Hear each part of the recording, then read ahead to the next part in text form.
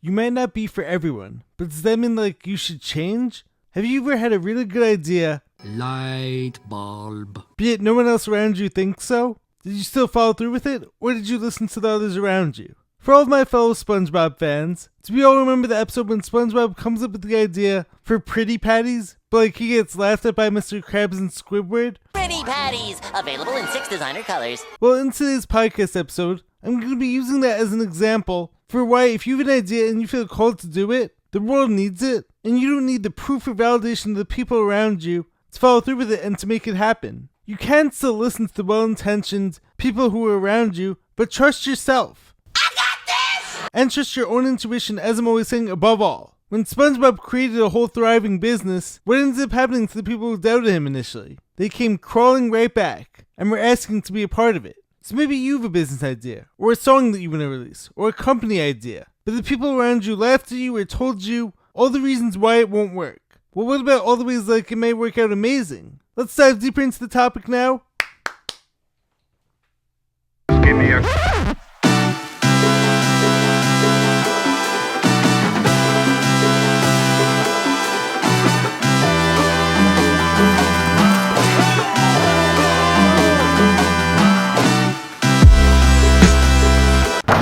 What's happening, guys? Welcome back to the Jared and James channel. I'm Jared Weiss. For you guys to know that must mean that subscribe to the channel so you know what to do. Hit the subscribe button, make sure to leave a like, drop a comment, let me know your thoughts on the video. Follow me on every platform, and if you guys haven't done so already, make sure to check out my book, Fight Through by Jared Weiss. All the links appreciated on my website, which is jaredryanweiss.com. That's JAREDRYANWEISS.com. Buy the book, support me, and also make sure to check out all the awesome shirts I have in there. Every shirt is 100% organic cotton. Every shirt is like its own motivational saying, so it's words in it. So like, any support at all is very much appreciated, as I'm always saying.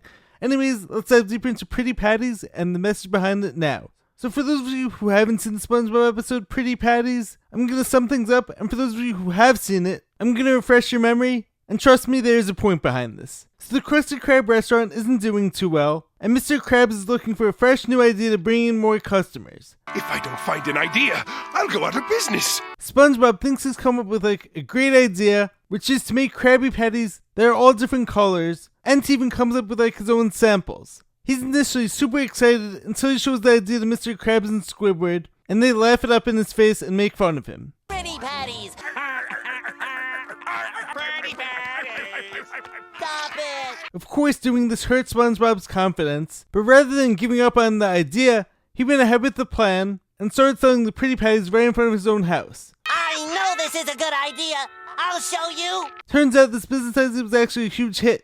Who's number 46,853? SpongeBob starts raking in the money, and the customers are lined up through the streets, while the Krusty Krab is sitting there struggling to get anyone to come in. So then what happens? Mr. Krabs comes crawling back to SpongeBob, because now he wants to be in on the business too. Now of course, to sum things up, turns out the coloring for the Pretty Patties was messing with everyone's tongues and bodies, and Mr. Krabs had to be the one to deal with all the backlash. I guess karma came back around. But what's the lesson to be learned here? If you have an idea that you believe in, I don't care if your best friend or your family member laughs at you, or tells you all the reasons why it can't work, you need to be the one to trust yourself above all, and listen to that little voice inside your head that's telling you to go for it. Maybe it won't work out, or maybe it will take some extra time, but how could you ever know if you never try? Maybe the 5 people around you right now aren't into it, but there's a whole big world out there, and maybe there are a ton more people who will be into it. So never take the words of others around you as fact. And as I said earlier, we can definitely listen to the well-intentioned advice of those around us, but they do not have all the answers just as we don't have all the answers. And this leads me to my next point, which is be careful who you share your ideas with,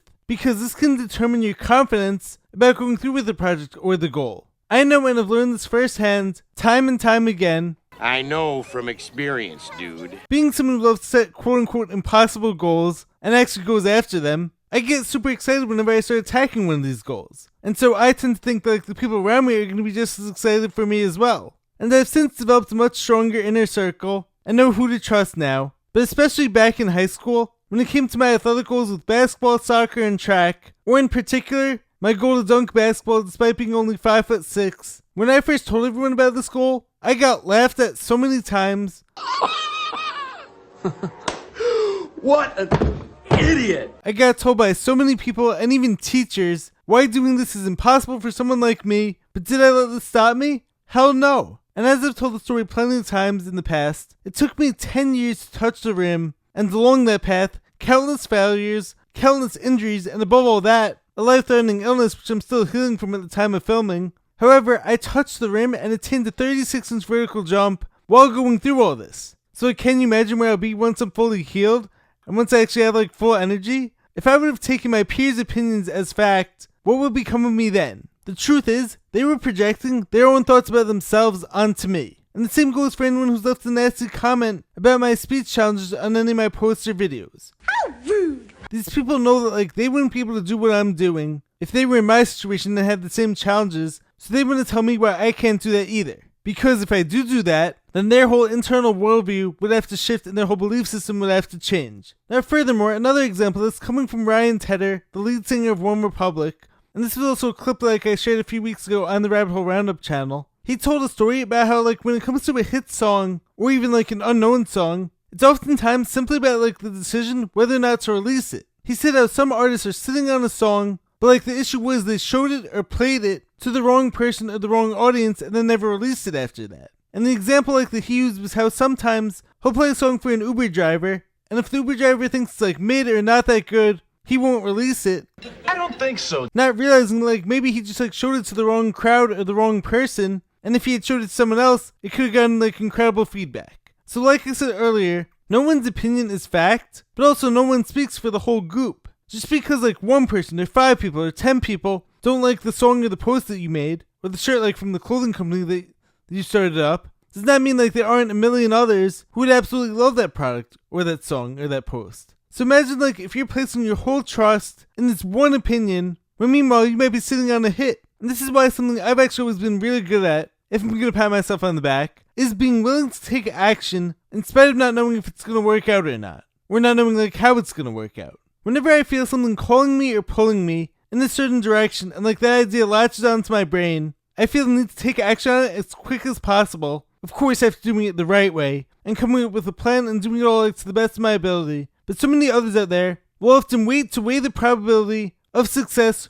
or will ask all their friends or ask all their peers, their family members, random strangers. But oftentimes by that time, your idea like has actually lost its luster and has likely been watered down. And I'm not gonna dumb it down for some bonehead mass audience. So I say if you believe in it strongly, even if like there's just a 1% chance of success, I say take that chance and give it your all, and give it all you've got on that 1%. The next point like I want to build on is to take others' opinions with a grain of salt. They are often either trying to protect you from disappointment or failure, which as we know can also be like a pivotal part of the path and the process to success. But like if you just want instant success, chances are you're never gonna go after anything that's like truly meaningful. So having some disappointment on the path can make you stronger and strengthen your ultimate resolve for achieving that thing. Also, oftentimes the feedback from the people who are closest to you might be coming from a place of only knowing your past self, or what you've done up to this point, so they're not ready or prepared for that new or next level version of you. I was meant to be new. I was meant to be beautiful. It's like if you've never been an entrepreneur, or you've never been like the in-shape person, or athlete, and like any goals related to those things might come as like a shock to the other person. But they don't realize though like, is that that was a previous version of you, and that you've chosen to level up and do something totally different now. You can make that decision to bring a totally different version of yourself into the world every day because every day is a new opportunity. So just because the past version of you didn't start up a business or didn't set a goal to get into the best shape of your life, doesn't that mean that like the current version of you can't absolutely thrive and be amazing at these things? Then sometimes, as like I mentioned during the previous segment, some people are hung up on their own limitations, so they're gonna like impose those onto you. Maybe that family member tried starting up their own business and it didn't work out for them. So now they're trying to tell you why it won't work out for you too. Or maybe that person wasn't able to be a great athlete themselves, so now you can't either. You'll probably be about as good as I was, and I was below average. But their limits are not yours, and you don't have to accept the limits that others place on you.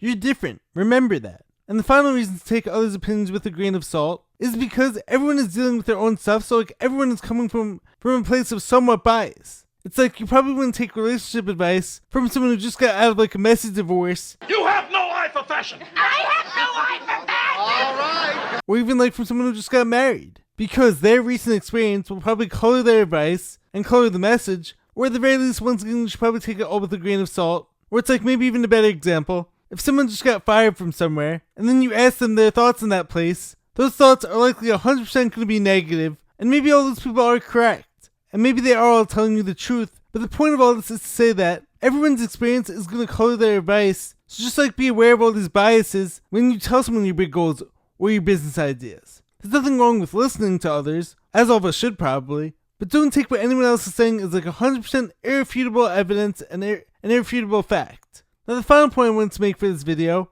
and that relates to this idea, comes from a recent Jay Shetty podcast I was listening to, which is build proof first, and then the confidence will follow. You don't get confidence by sitting on the sidelines and not taking action, but rather the confidence will come the more times like you do take action and show yourself and prove to yourself that you are someone who follows through when it comes to whatever you set your mind to. I can do this.